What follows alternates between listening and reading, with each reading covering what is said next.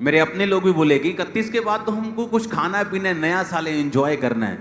क्योंकि मैंने कहा तुम नहीं जानते नए साल में क्या होने वाला है। तो हम ऐसे नहीं जा सकते कि हम उन चीजों का हिस्सा बन जाएं, उन घटनाओं का हम पार्ट बन जाएं जिनका हमें पार्ट नहीं होना चाहिए। क्योंकि 2025 मैं आपको बता देता हूं, ये लोगों के लिए हैप्पी न्यू ईयर नहीं है।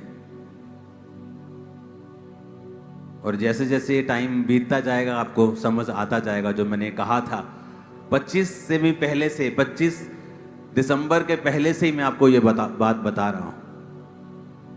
और अभी खबरें आनी शुरू हो गई हैं। मैं आपको बता रहा हूं ये आसान नहीं है। इसीलिए मैंने कहा हम तैयारी में जाएंगे। आप गो थ्रू कर चुके हो, आप तैयार हो चुके हो। मैं आपको बता रहा हूं आपकी वो पेट्रोल की टैंकी होती है ना, वो फुल है। बस अब ध्यान से चलाना है और परमेश्वर में बने रहना है।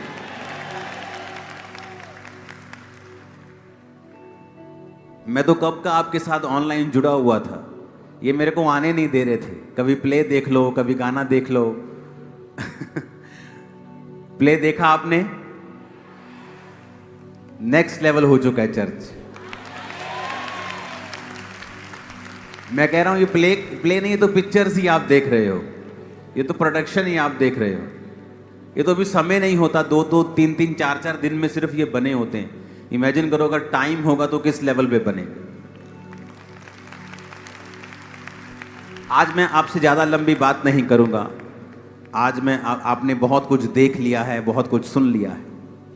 आज मैं चाहता हूं कि हम सिर्फ वचन को ध्यान से समझें और उसके बाद मैं एक आपके लिए प्रार्थना करूंगा। 2025 आसान नहीं है लोगों के लिए, मैं आपको बता रहा हूं। जो स्ट्रेस का लेवल होगा, जो निराशा का लेवल होगा, जो फेक लाइफ होगी, वो इतनी टॉप पे चली जाएगी 2025 में। अन्य जाति लोगों की, खासकर यूथ की, इंटरनेट के साथ जुड़े हुए लोगों की, कि उन्हें ये अपना जीवन व्यर्थ लगने लगेगा और बहुत से लोग सुसाइड करेंगे। और ये अंधेरा जो है उन्हीं का फैलाया हुआ है। बाइबल कहती है सावधान रहो, परमेश्वर को ठट्ठों में नहीं उड़ाया जाता।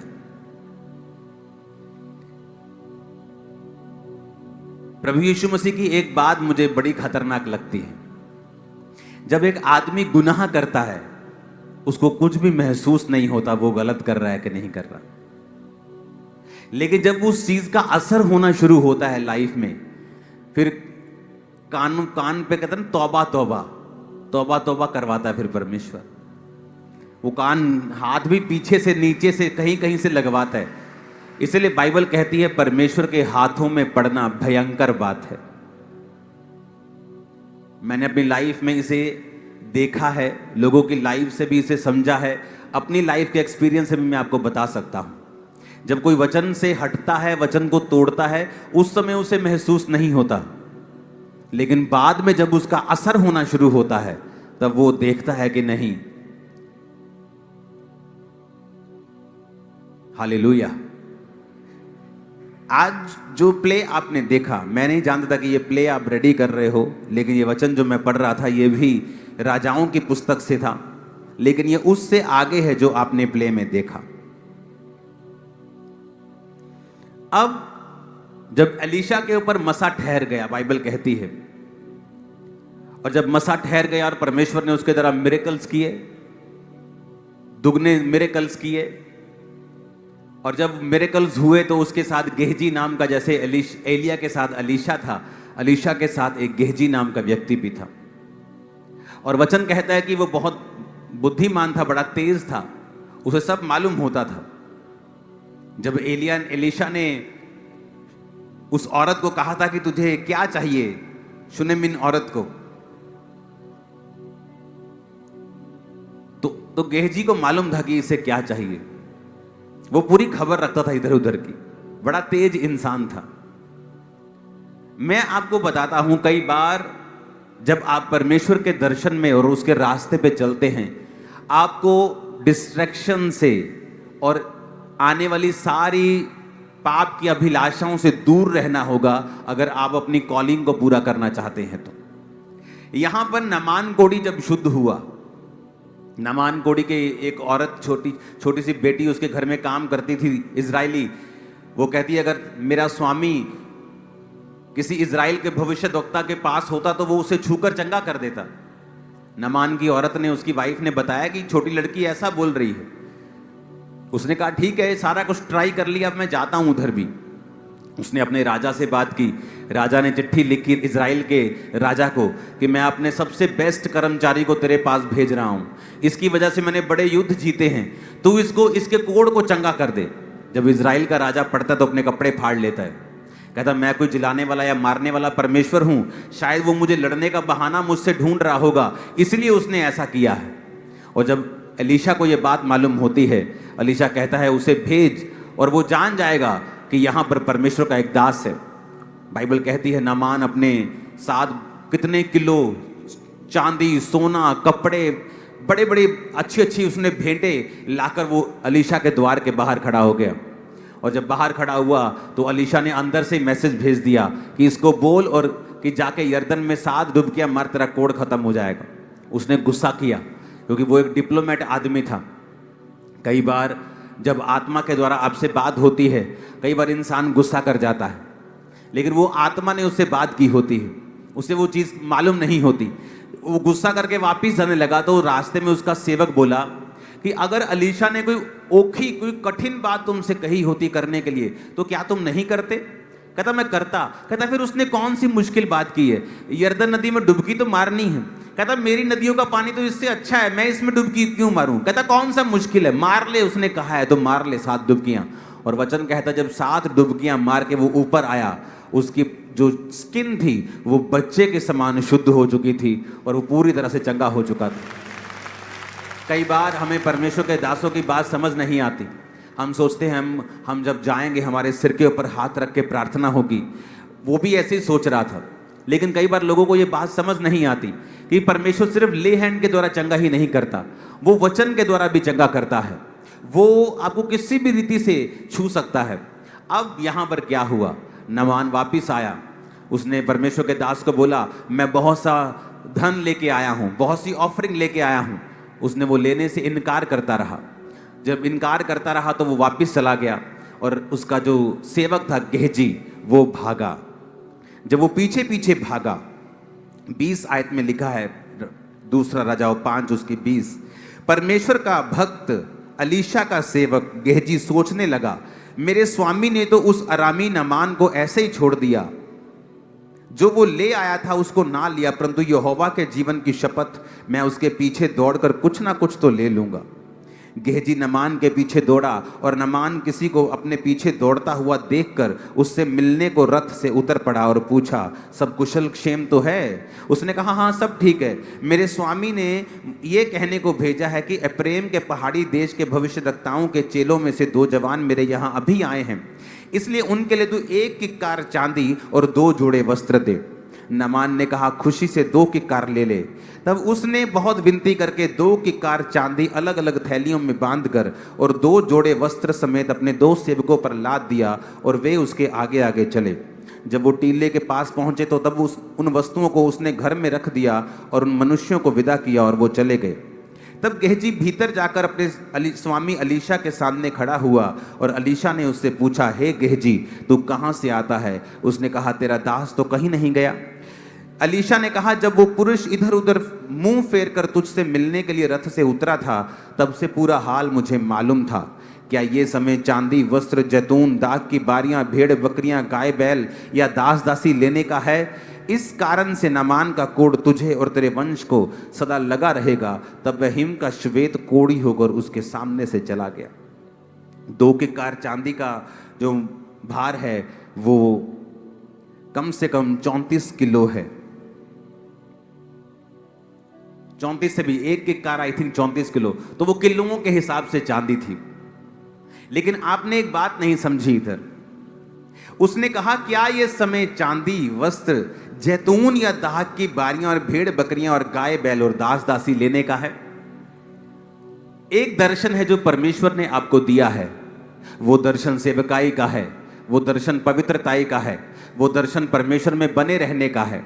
लेकिन एक दर्शन उसे शैतान दिखा रहा था कि कोई बात नहीं, तू सेवा कर रहा है, कोई बात नहीं। उसने क्यों कहा दाख या जैतून की बारियां? क्योंकि जो गेहजी का दर्शन था वो ये था कि मैं इतने किलो चांदी बेचकर, मैं इतने किलो चांदी बेच दूंगा, फिर मैं दाख की बारी लगाऊंगा, फिर मैं जैतून की बारी लगाऊंगा, मैं एक बाग खरीदूंगा, वहां से मुझे बहुत सा प्रॉफिट आया करेगा।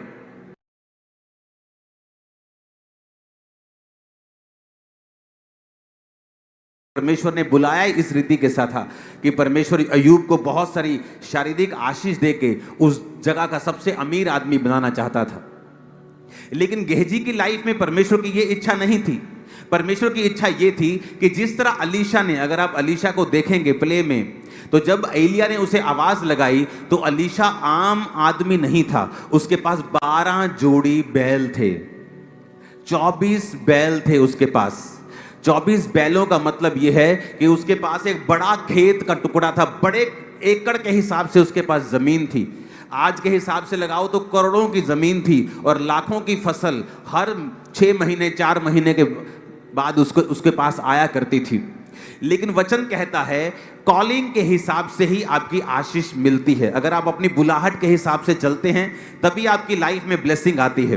तो अलीशा की बुलाहट ये थी कि वो एलिया के पीछे चले, और एलिया ने जब कहा मेरे पीछे आ जा, परमेश्वर का आत्मा कहता है कि मेरे पीछे चल, वो कहता मुझे अपने माता पिता को, मम्मा अपने पा को हेलो बोलने दे, गुड बाय किस करके आने दे। कहता जब भाग जा, मैंने तुझसे क्या कहा है।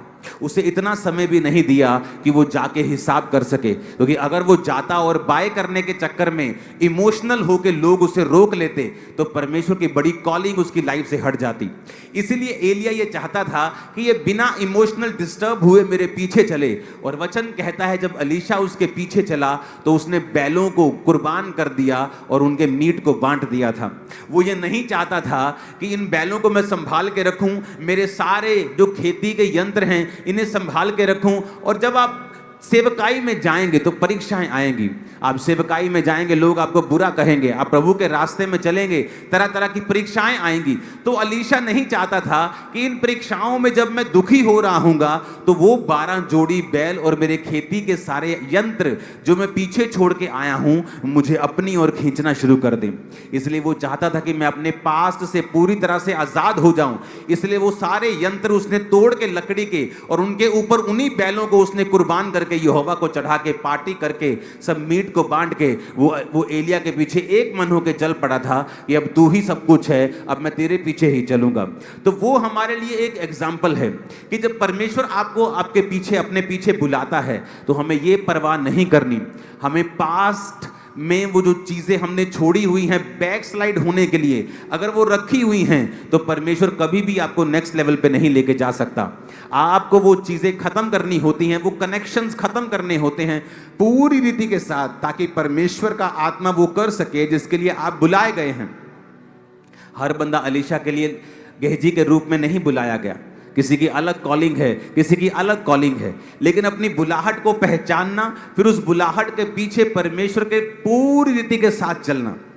अब यहां गेहजी एक शारीरिक दर्शन में चला गया कि हाँ मेरे पास इतनी चांदी है, अगर आज के हिसाब से उसकी वैल्यू लगाएं, अगर वो 70 किलो भी हो तो आप लगा लो कितने 60-70 लाख की वो चांदी हो गई। मेरे पास इतने लाख रुपया हैं, मैं इतने खेत खरीदूंगा, इतनी दाख की बारियां लगाऊंगा, उससे मुझे इतनी फसल आया करेगी, उससे मैं फिर दास दासियां रखूंगा, साथ साथ मैं अलीशा के साथ भी चलता रहूंगा, लेकिन मेरा पीछे बिजनेस भी है जो पूरी तरह से फलवंत होता रहेगा। लेकिन प्रभु नहीं चाहते थे, परमेश्वर यही चाहते थे कि जिस तरह एलिया का मसा अलीशा के ऊपर आया है उसी तरह अलीशा का मसा गेहजी के ऊपर आए। लेकिन वचन कहता है गेहजी वो मसा नहीं ले पाया, बल्कि हिमसा कोड़ी होकर वो उसके सामने से चला गया। रीजन शरीर की अभिलाषाएं, अपनी बुलाहट को ना पहचानना और परमेश्वर के ऊपर संपूर्ण रीति के साथ भरोसा ना रखना। परमेश्वर को यह दिखाना कि हम तुझसे भी ज्यादा समझदार हैं, हमें अपने फ्यूचर को तुझसे भी ज्यादा बनाना आता है।